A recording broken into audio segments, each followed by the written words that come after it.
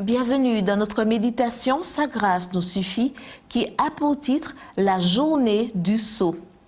De même aussi le Christ qui s'est offert une seule fois pour porter les péchés d'un grand nombre apparaîtra une seconde fois sans qu'il soit question du péché pour ceux qui l'attendent en vue de leur salut. Hébreux 9, verset 28.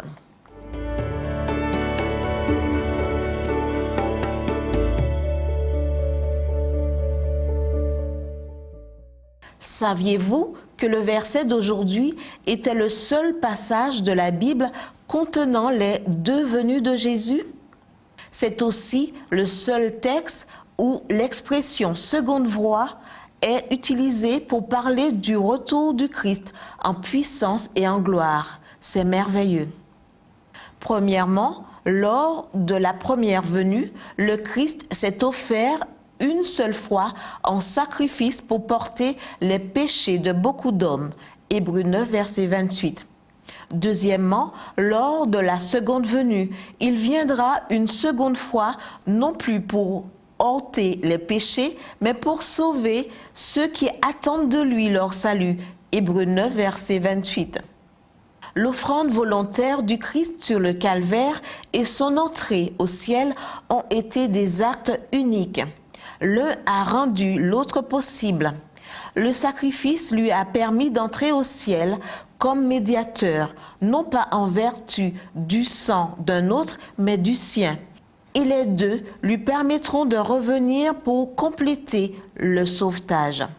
Le 20 juillet 2006 a été la date à laquelle certains ont pensé que la vie sur notre planète pourrait subir un grand changement.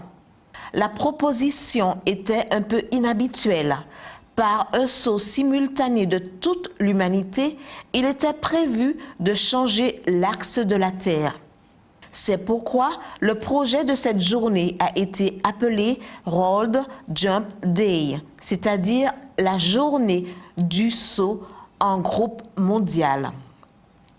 Pour que ce grand saut ait le résultat attendu, il fallait que 600 millions de personnes en Occident sautent en même temps.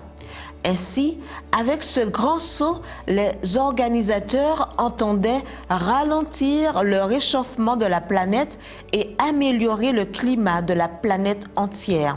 Ce n'est pas cela, et ce ne sera aucun autre plan humain qui résoudra définitivement nos problèmes.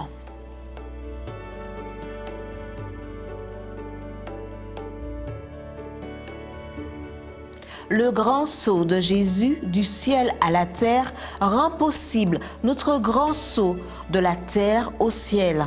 Le Seigneur veut sauver tout le monde, mais il ne sauvera que ceux qui l'attendent. Ce sera le jour de notre grand saut, de notre misérable maison du péché vers notre merveilleux palais de gloire. Entraînons-nous quotidiennement et fidèlement pour le grand et dernier saut. Amen.